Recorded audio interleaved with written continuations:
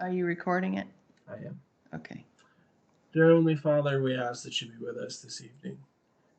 The chapter of Daniel 8 is an important thing to understand, and it's always fun and exciting when we really do understand these things and they start to fall into place.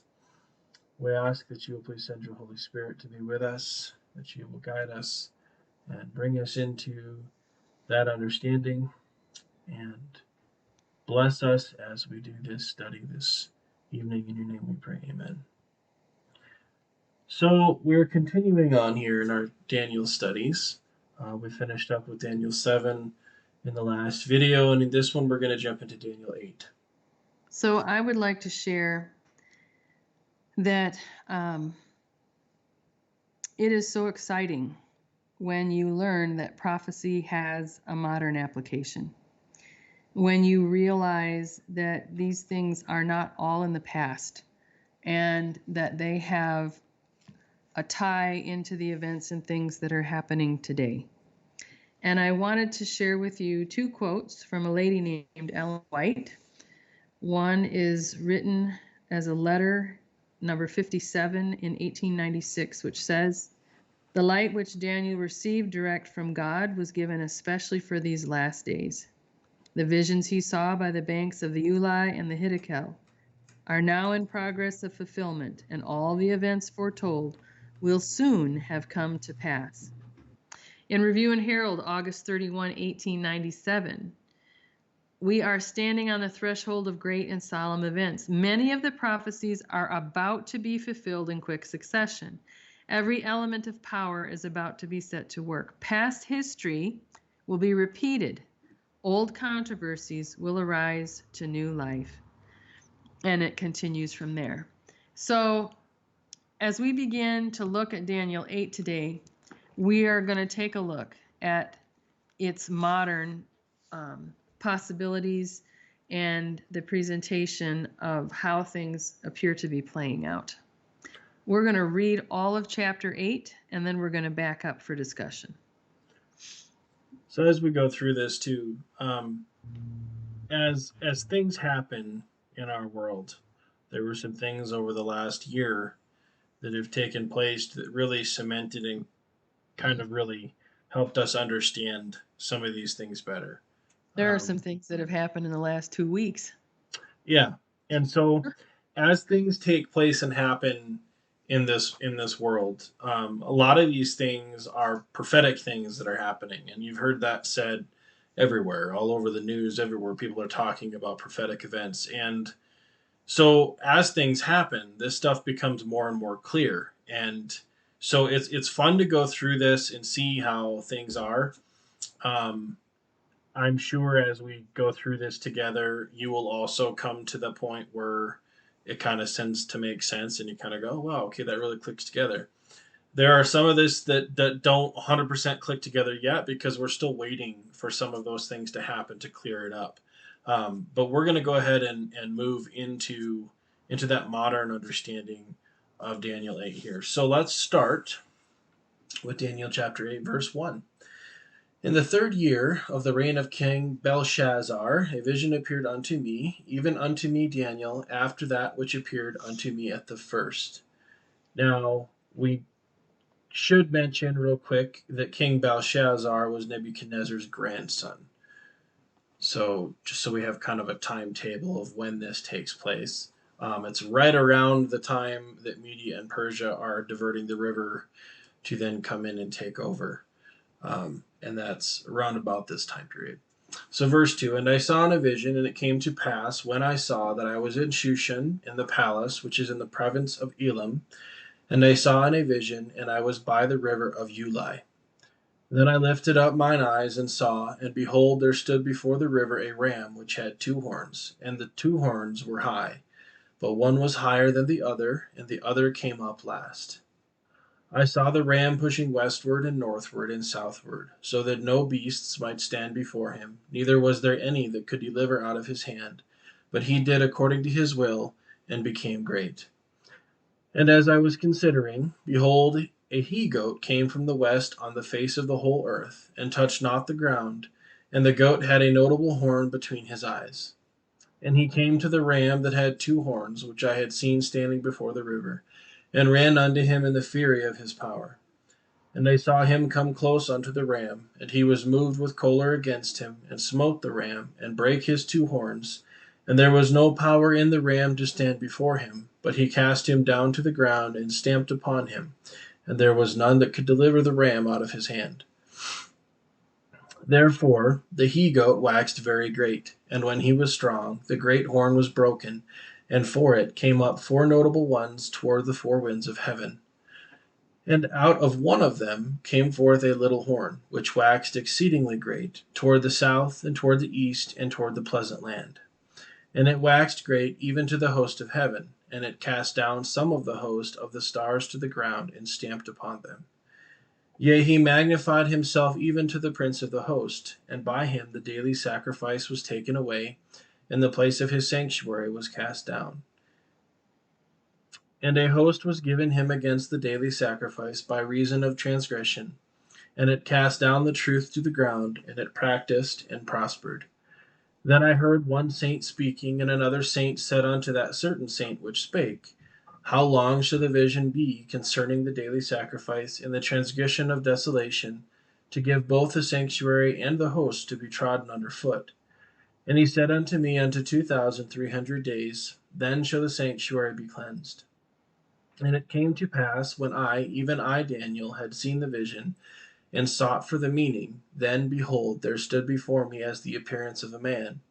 And I heard a man's voice between the banks of the Ulai, which called, and said, Gabriel, make this man to understand the vision. So he came near where I stood, and when he came, I was afraid, and fell upon my face. But he said unto me, Understand, O Son of Man, for at the time of the end shall be the vision. Now as he was speaking with me, I was in a deep sleep on my face toward the ground. But he touched me, and set me upright. And he said, Behold, I will make thee known what shall be in the last end of the indignation, for at the appointed time the end shall be. The ram which thou sawest having two horns are the kings of Media and Persia, and the rough goat is the king of Greece, and the great horn that is between his eyes is the first king. Now that being broken, whereas four stood up for it, four kingdoms shall stand up out of the nation, but not in his power. And in the latter time of their kingdom, when the transgressors are come to the full, a king of fierce countenance and understanding dark sentences shall stand up. And his power shall be mighty, but not by his own power, and he shall destroy wonderfully, and shall prosper and practice, and shall destroy the mighty and the holy people. And through his policy also he shall cause craft to prosper in his hand, and he shall magnify himself in his heart, and by peace shall destroy many. He shall also stand up against the Prince of Princes, but he shall be broken without hand. And the vision of the evening and the morning, which was told, is true. Wherefore shut thou up the vision, for it shall be for many days. And I, Daniel, fainted and was sick certain days. Afterward I rose up and did the king's business, and I was astonished at the vision, but none understood it. Okay, so now that we've read through this whole thing, I'm sure you guys noticed, but here in the first part of this, we have a description of the ram and the he goat, or the rough goat, as they refer to it later. And then we kind of have a little bit of a break in the middle, and then down here, starting in verse 20, we kind of have a little further description of what these two animals are and what they represent. So we're going to bounce back and forth just a little bit through this as we go through. Just so we can kind of help the further explanation and help it make a little bit more sense. So, verse 2, and I saw in vision, it came to pass when I saw that I was at Shushan in the palace, which is in the province of Elam, and I saw in a vision, and I was by the river of Ulai. Okay, so that has some geographical importance here. And where would the river of Ulai be? Well, that would place him in the Middle East near Iran and Iraq. Right. So Media and Persia is where it was at the time, right? But then as we continue through in today's world, in our time, that would place him in the Middle East area, is where that river is. And so we also know from history documentation that Media Persia became Iran and Iraq. Iran especially was called Persia up until like the 1980s. And they drew a line after a war, and you got Iran and Iraq. But that area was referred to as Persia as late as the 1980s. Right. So let's jump into verse 3 here. Then I lifted up mine eyes and saw, and behold, there stood before the river a ram, which had two horns, and the two horns were high, but one was higher than the other, and the higher came up last. Okay, so if you look on our poster here, we have the ram here in the middle. Okay, so let's let's jump down here to the bottom in verse 20. We have a little continued description of the ram here. So verse 20 says, "The ram which thou sawest having two horns are the kings of Media and Persia." Okay, so that helps us as we move forward here.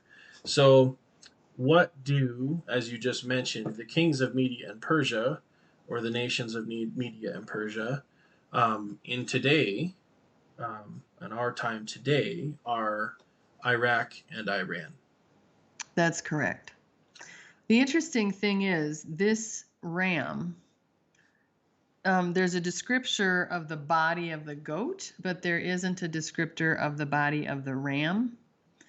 And therefore, you would naturally look to the ideology that upholds and supports these two countries, gives them significance, gives them power.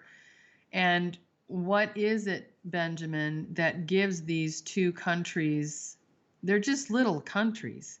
What is it that gives them any power? Well, in our world today, I mean, you can think back as long as I've been alive, anyways, and even before then, even into the '80s. Um, there's been a lot of fear generated in that part of the country. The religious leaders of the Muslim world have met with the Pope and they have signed documents of agreement, etc. So, what you are talking about is that entity that will not be controlled, right? Yeah, it's the idea. Trying to think of they have a word, jihad, I guess, was one of the words that they use, but it's the idea that they've taken certain aspects of a religion and turned it into their own religion of Extremism. extremism. Yeah. They've taken it beyond. The idea that you fight and you die, and that's how you get to your version of heaven, and the more people you take with you, Or the more take you out. can get Yeah. there. Yeah, you're right. Yeah, not take with you as in the good way. Um, but all of this though is an idea or an ideal that is usually pushed by a individual or a group of people. A They're leader who usually has followers. right. Yeah, a leader or a um, whoever it may be that people look up to enough to listen to and that push these ideas and ideals. So the Iraq and Iran being the two horns on the ram makes sense because they were the kingdoms of Media and Persia. And so as we move into a modern interpretation of this, we have to be careful that we don't stray from the original, right? So we can't just throw random things in here because it has to fall with the biblical description. Right. So And this ties in with our verses in 7 that we were looking at. 7:12, as concerning the rest of the beasts, they had their dominion taken away, yet their lives are prolonged for a season and a time. And verse 17, these great beasts which are four kings which shall arise out of the earth being these same countries coming through where they already existed, have an end time purpose and an end time application. So as we look at chapter 8, and we have this ram, it would only make sense that this has to be applicable to that. So let's jump back over here. So in verse 3, we have two horns. The two horns were high, but one was higher than the other, and the higher came up last. So if we look at Iraq and Iran historically, um, as we kind of move through the years into our current time, Iran has become a much more powerful country than Iraq. Yes, and Iraq was first prominent. And we had that war where we went over and took out Saddam Hussein from the United Nations, and United States countries joined together. That war was fought from the island of Cyprus, and the southern part of the island of Cyprus is controlled by Greece. There is a United Nations military base there, and there is a United States military base there. And they joined together and did an aerial assault. And in this vision, this goat does not touch the ground when it does its work. And then Iraq was broken, and Iran immediately steps into the gap and fills up the space. And then it talks about how this ram goes. Which direction does it start with, Ben? It starts with Verse 4 there. I saw the ram pushing westward and northward and southward, so that no beasts might stand before him. Okay, so if you look at that, pushing westward, Iran is majorly involved in Syria, but it's gone farther west than that. The ideologies of ISIS and the terrorism mentality has hit countries like Europe. It hit the United States with 9/11. Now, there's all kinds of political discussion as to really who did what and what did what. But the reality is there is an element here that has impacted everything west of this country. Everything, and then it moves into the, okay, No, so that's all right. northward would be the Iranian territories, but it includes things like northeast Iraq, northeast Syria, northwest Iran, northwest or southwest Asia. Those are all areas that have been impacted by the terrorism mentality and theology that comes from here. And we know because they went southward also, Saudi Arabia, even in recent years, there's been trouble with these countries. And right now, the United States was in Afghanistan. We did a terrible job pulling out of that country. I'm not going to go into all the political elements of that, but we left behind all kinds of weaponry, and we know for a fact that the Taliban and ISIS were moving into that country faster than we were moving out of it, and they were releasing prisoners from the prisons and everything else, and that the dear people of Afghanistan are still suffering to this day because of that process. And so this is a country that is still prominent in the war between Russia and Ukraine and issues with China. Iran keeps coming up over and over and over again. All right, so let's continue on here. Now that we have a kind of an understanding of the modern interpretation of the ram here, let's continue on to the he-goat here. So in verse 5, and as I was considering, behold, a he-goat came from the west of the face of the whole earth, and touched not the ground, and the goat had a notable horn between his eyes. I want to clear something up, Ben, because the poster that they're looking at, if you look at the writing underneath of the first king horn, there was a time that I personally had an understanding, and these are illustrations of my personal study, that the United States, being the biggest military of the time, would have been that horn, that power. But there's a few understandings that the Holy Spirit has led me to, and as I've continued to watch events unfold and looked at prophecy, one thing I would like to clear up is that the United States is so intricately involved in the United Nations that it really can't be the separate entity. They're almost one thing, wouldn't you say, Ben? Yeah, definitely, yeah, Okay. and we'll So in see too as we get into kind of the description of the he-goat. We'll see how the first king is a really relevant thing specifically. right, and Benjamin helped bring that out last night, and I'm really appreciative of what you brought to our study last night. So as we move forward, if you're looking at that poster we have a different understanding of what that first king is, and we'll explain that to you in a minute. Okay, so let's run down to verse 21. Verse 21 says, "And the rough goat, which is the he goat, is the king of Greece, and the great horn that is between his eyes is the first king." All right, so we have a lot of describing to do here. and, and Mom kind of touched on it a little bit earlier. So um, to continue with the idea of, so like on the Ram, Media and Persia, and the modern equivalent to that being Iraq and Iran, Greece. Greece is still a country, and therefore the island of Cyprus, which is what the militaries had functioned off of, the southern part of that island is controlled by Greece and has Grecian population. And so that's why I talked about specifically that area. Right.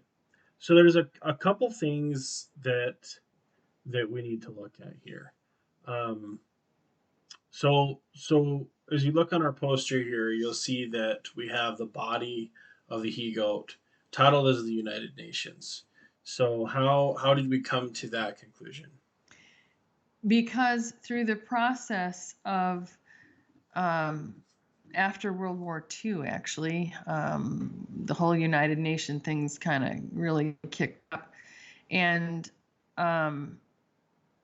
what happened is some of the Western powerful countries formed the United Nations, chose the team, decided what countries could belong and couldn't belong, that kind of a thing. And over time, of course, the United Nations has grown and grown and grown to become much more powerful. We hear from the World Economic Forum, from Klaus Schwab, we hear from the UN director, we hear from the United States president, we hear from many European countries that the United Nations is going to be the tool that is used to establish a one world order, a new world order. This is talked about openly. This, some people say this is conspiracy theory, but they're talking about it all openly. There isn't anyone who isn't talking about this right now other than the main news lines because they have an agenda. But Right. So there's, and not to interrupt you here, but I wanted to bring something out from Daniel 8 here too. So in verse 5, he considers and beholds this he goat that comes from the west. Okay, so the west is important because what's west of the Middle East? Um, when you look at a map and you look at what countries and nations are west of this area, so you have Europe, you have, as you continue across, you have the United States, you have all these countries, and all these countries happen to be involved in the United Nations. There also, as we continue on here, we get another descriptor that kind of helps with that too. It says that he came from the west on the face of the whole earth. Okay, so the whole earth. So that's what that describes, is that this goat, this nation, or not this nation, but the body of the goat and the descriptor comes from the west and it comes from the face of the whole earth. So this isn't a specific nation or country or king. This then comes from the face of the whole earth. I got to read this to you. I just found this because I was trying to find something. The Treaty of Accession in 1979 was the agreement between the European communities and Greece concerning, oh dear, what did they do? I'm sorry, they took my thing away for an advertisement. Greece, concerning this country's accession to the EC. It entered into force on January 1, 1981. The treaty arranged the accession, and if you look up the term of accession, it means the acquisition of a position of rank or power, typically of a monarch. So what's the EC? The European communities. So the treaty arranged the accession of Greece to the European communities and was amended in the treaties of the European communities. As such, it is an integral part of the continual basis of the European Union. Okay, what date did that happen? That was in 1979 that Greece literally becomes a part of the EU, which So makes there's it a part of the United Nations. right. So there's another example that the king of Greece here, or the sorry, down in verse 21 though the rough goat is the king of Greece. So as we look at that descriptor in modern times, Greece is no longer really its own thing because it belongs to the EU and it belongs to the United Nations. And so when we also look at the thing here that on the face of the whole earth, right? So that's a descriptor saying that it comes from a larger conglomerate, not just from a single thing, but a larger conglomerate. And when we look at the whole earth, is there one specific, and we'll go ahead and call it a military power, even though it's also a political power as well. But if there's one specific group that holds the power for most of our world, that's going to be the United Nations. Right. And as we continue on, and touch not the ground. Okay, so. But this is so cool, Ben. I'm going to interrupt you because based on the conversation that we had last night, let's also take a look at the horn while we're here. So you have Greece ascending, and that the accession is the term that is used intentionally. Greece has the accession to the United Nations and becomes an important and major part of the United Nations, right? Right. And in July and October, there's different elements that happened of this year, 2022. The Vatican City, which is the Holy See of Rome, instead of continuing as an observer at the UN, which they have always been, decided that they would also do an accession to the United Nations because they have asked him, the Pope, to be the leader and to speak out for the United Nations in many different events. And this is well documented. This is not a surprise or a secret. So as we look at the horn that is attached to this United Nation goat, this is part of the conversation that we had last night, right, Ben? Right. So there's a couple descriptors here too, and we see that it's referred to as the first king. In verse 21, it says that the great horn that is between his eyes is the first king. So there's a couple of things that's interesting with that. But one of the things we talked about last night as we were kind of going over this was the relevance of the first king. That's and a the pretty location of the horn. right. That's a pretty specific entity, right? So first king is a pretty specific descriptor.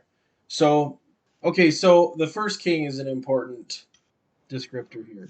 When you look at the nations that are in the conglomerate of the UN, the United States, many of the European nations, they don't have kings. Great Britain has a queen or had a Had a queen. queen. She now has the first king. Right. So the first king is important because when you consider many of those nations don't have a king at all, right? Well, interestingly enough, and as mom just read there, so what we've seen here is that there is a specific entity that is controlling most of the world. And as we've seen from meetings that have taken place in Egypt this year, and we've seen from what just took place on Mount Sinai this year, that the Pope is turning into the in facto leader of the UN. And then, interestingly enough, and one of the things we were discussing last night was this accession process. And so he was asked to become their leader. And so he has kind of stepped in. So the accession thing is kind of an interesting word and kind of an interesting description. And Mom, do you want to kind of dive into why that is? So the definition of a session is the acquisition of a position of rank or power, typically coming from a monarch, and the papacy defines the Pope as a monarch. And like I said previously to this, they have only been observers at the UN. They've tried to stay out of it. But now, as the UN has taken on the Paris Accord Agreement, which is a document for the green earth or the climate, whatever you want to call it, that document is well documented, is based on the Pope's document from 2015 called the Laudato Si. I guess it's an encyclical, it's not a document. And they now want to be involved. They want to be a part of the control. This is all part of the world coming together as a new world order. This all has to take place for Daniel and Revelation prophecies to be fulfilled. In order to come down to the end, where you have to choose who you're going to worship and whose mark or seal you're going to have, you have to have all the world on the same page. You have to have a one world currency. You have to have all of these elements. And we are watching, if you're watching the news at all, what are we seeing, Ben? We're seeing, is there a digital currency coming about?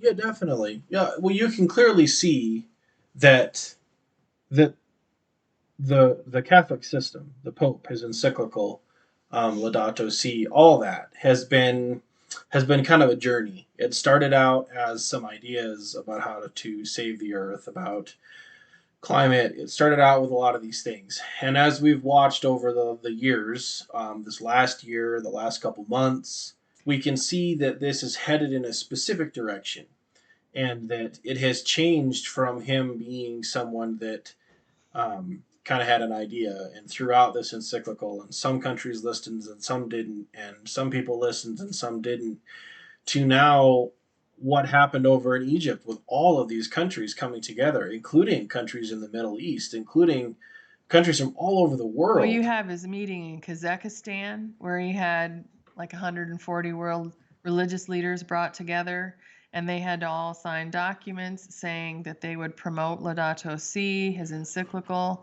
Then you have COP27 where all the climate people came together, and the whole thrust, the motto, as we would say, of COP27 was enforcing the encyclical. So it's transitioning from an idea. Let me present this idea. It's a great idea. Let's get everybody on board, to now it's time to start punishing the people who aren't getting on board. And it's And time to in, start taking control. and in order for that to happen, the the ideals, the whatever you want to call it, of the UN, of all these countries involved in the UN from all over the world, has to change their perspective of the person who's their leader. So they all come together, and if you watched any of the things that have happened from his meeting in Afghanistan, Kazakhstan, and the COP27 and the whole Mount Sinai thing, And the these letter, yeah, the letter video that he put out, these nations they showed that no twice at COP27. right, these nations no longer perceive him as just an interesting person or a religious leader. No, If name you one other person, Ben, in the world who all these world leaders are climbing over top of each other to be with him, to meet with him, to be a part of his plan, to be involved in his process. right, Everything from the media to big tech to the oil industry. You pick it. He's met with um, I just blanked, the leader of Russia. He he's met with the leader of the Ukraine. He meets with the leader of China. He's talked about the fact that China lives out the common good better than any other country of the world. He has become the man they think is going to control things, bring peace to things. He is the man of power. And you talk about the location of the horn, it's planted between the eyes. And what is between our eyes is our frontal lobe. It's our decision-making part of the brain. And so this first king, who is going to be that horn, that big leader of this United Nations, is going to bring an ideology that they are going to see the world through. It will be a lens that they will function through. Yes. So in verse 5, we have a notable horn between his eyes. So as she just talked about, we can see how the Pope has turned from a religious leader to now a world leader. And he really is already considers himself to be a king. But the way that these nations are treating him, he really has become a king. And he would be the first king of the United Nations. Do you know that There's every country that the Pope goes to visit, there is an entire protocol. They come 3 weeks or more before he shows up. They tell them where they're going to stand, how they're going to act, what they're allowed to do. There are no protests allowed wherever the Pope shows up. We know because this happened in the United States in 2015 when he came and was the first religious leader since our country became a country to stand in our Congress and to address our people. And that is where he shared Laudato Si. He shared his document, his plan. And we know that his people came in weeks, if not months, before his visit. They blocked all protests. No one could even apply to protest legally. Everything had to be a set and certain way, and his agenda was taught to the entire Congress before he ever even gave his presentation. And so this has been happening. When you see him meeting with a leader and he rides in his little van or they put him in a little car and he's surrounded by his little military service and he's waving or shaking hands or whatever is happening, this is all well orchestrated. It is. It is definitely. So I hope that you guys have a better understanding here of this, of the UN, this idea that it comes from the face of the whole earth. You know, there's many people involved in this.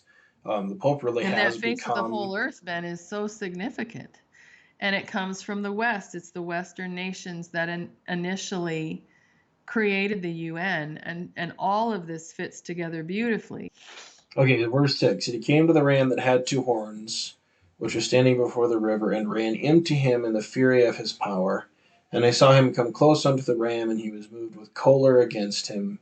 And choler is what? That's like the It's the worst most form of extreme hatred. form of hatred that there is. Yeah. And smote the ram, and brake his two horns, and there was no power in the ram to stand before him. But he cast him down to the ground and stamped upon him, and there was none that could deliver him out of his hand. So there's some significance to this, and this is what we were talking about last night and what she was just referencing, was that the United States has been involved in this conflict for quite a while. But the United States really never had a hope or a prayer of ever actually destroying this idea, this Ideology, yeah. yeah, this extremism, terrorism aspect. Now, we're not referring to a Muslim religion here. We are referring to the extreme part of that, which is the terrorism aspect of it. And one of the big reasons for that is because it's an idea, it's an ideal. So how do you destroy an idea or an ideal? You know, there's no way to physically destroy something. And so the United States has been involved in this conflict, but only in a physical sense. We went over there and we fought against it because they came and hit the United States, right? The Twin Towers thing happened, 9/11 happened, and then we rushed over there to go after them because they came after us. But you At least can't that's what just we're told. Right. But you can't destroy an idea or an ideal with physical force. There has to be a larger capacity there. And so the United States by itself would never be able to do that. And there's a few reasons for that. One, because a lot of this ideal is based off of hating what they call the Great Satan, the United States.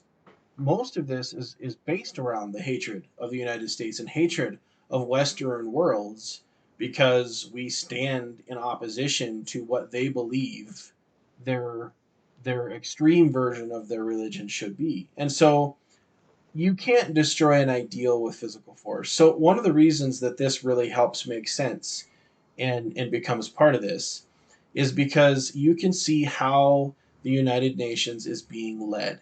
So in the meetings that he's had here recently, the Pope that has had here recently in Kazakhstan and in COP27 and all that, if you pay attention to the terminology, you pay attention to what's being said, the documents that they came up with saying that they were all going to agree to, he's drawing a clearer and clearer line in the sand.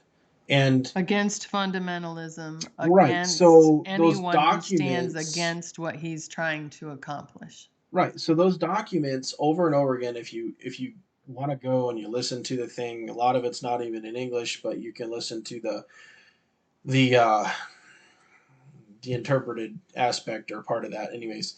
But over and over and again, they're referred to as what is good for our world, right? Is what they're going over. The documents they're coming up with. He's making drawing a clearer and clearer line between correct religion and extremism, and how the extremism shouldn't be a part of it. How these other countries shouldn't be judged because of the extremism that happens in their country, guiding the minds of the people towards more hatred of this terrorism ideal, this extremism ideal.